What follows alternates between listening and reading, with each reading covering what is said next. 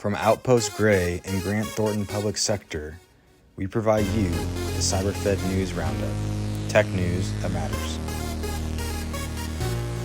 Hello and happy Friday, August 5th, 2022. I am your host, Jack Scott, and today I am providing you the CyberFed News Roundup for the week of August 1st. Let's jump into it. The Biden administration is taking action to protect its critical infrastructure without waiting for Congress. Biden administration is moving forward with cybersecurity actions to protect the water sector. The White House believes that Congress is moving too slowly since no significant action has occurred in 9 months since the White House asked Congress to authorize the environmental protection agencies to create cyber standards for the water sector. A spokesperson for EPA stated that they planned on rolling out a new rule which required new cybersecurity standards as part of the water sanitary surveys. However, this rule is not scheduled to be issued this summer, and it is unknown when EPA will begin enforcing it. Biden administration plans to push ahead without the hill. Instead of your ID being scanned, you may have your face scanned on your next travel abroad as part of the new Customs and Border Protection Initiative. The CBP uses facial recognition to scan travels on land, sea, and air. Currently, the CBP has facial recognition technology in 26 seaports and 159 land ports and airports across the country. This technology will help determine travelers' identities more efficiently while keeping the travelers' information secure.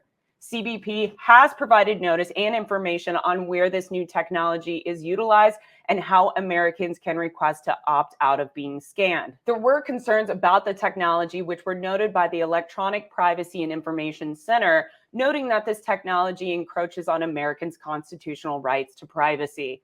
I would encourage you to check out the CBP's website if you're planning to travel and if this technology is going to be in one of the airports you're traveling through. It's that time of year again, budget time, and the Office of Management and Budget and the Office of National Cyber Director submitted a memo to the federal civilian agencies to begin planning their cyber investment for fiscal year 2024. The memo defined 3 goals that the federal civilian agencies need to focus on when requesting funding. These cyber investment goals included improving the defense and resiliency of the government networks, deepening cross-sector collaboration in the defense of critical infrastructure, and strengthening the foundations of our digital-enabled future. The memo also addresses goals associated with the Biden administration's push to move to zero trust and a data-centric approach. Pelosi's visit to Taiwan created a stir in the Taiwanese presidential office when the website was hit by a cyber attack ahead of her visit. Only hours before Pelosi was scheduled to land in Taiwan, there was a peppering of DDoS attacks targeting Taiwanese government sites. There is no definitive determination that these attacks are attributed to Chinese threat groups. However, less than 24 hours after Nancy Pelosi left, China began military drills near Taiwan. One of China's top leaders stated that he hopes to eventually unify Taiwan and China through peaceful steps as part of his vision for a rejuvenated and powerful nation. Ahead of the 2022 midterm elections, CISA has been hard at work securing the U.S. election systems since the 2020 presidential election. Earlier this week, the Department of Justice provided updates on the agency's Election Threats Task Force, which was created last year to investigate and mitigate threats and harm against election officials and workers. This task force includes CISA, DOJ, U.S. Postal Inspection Services, and FBI's Criminal Investigation Division. Some of the cases this group investigates include doxing and the threats of violence. They are working with public officials and workers to teach cybersecurity awareness and to be mindful of what data they provide on the internet.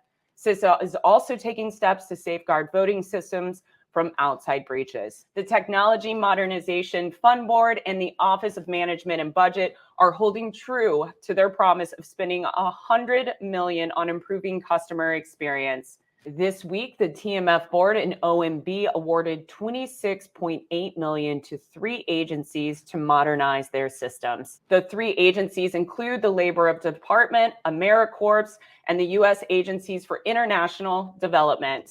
This funding will assist these agencies in infrastructure modernization and accelerating their progression into zero trust. This week, congressional leaders on both sides of the aisle agreed to support protecting federal data centers. The chairman of the Senate Homeland Security and Government Affairs Committee introduced a bipartisan bill to protect and safeguard federal data centers. These centers store large amounts of critical and sensitive information supporting national security. The Federal Data Center Enhancement Act requires certain compliance measures to be met for federal data centers to comply with administrators of the Office of Electronic Government within the Office of Management and Budget rules. Both parties believe this bill will significantly increase the protection of federal data centers and the protection of Americans' sensitive data. That concludes your CyberFed News Roundup for the week of August 1st. If you like what you heard, make sure that you subscribe, and please share this episode out with others. I'll see you all next week.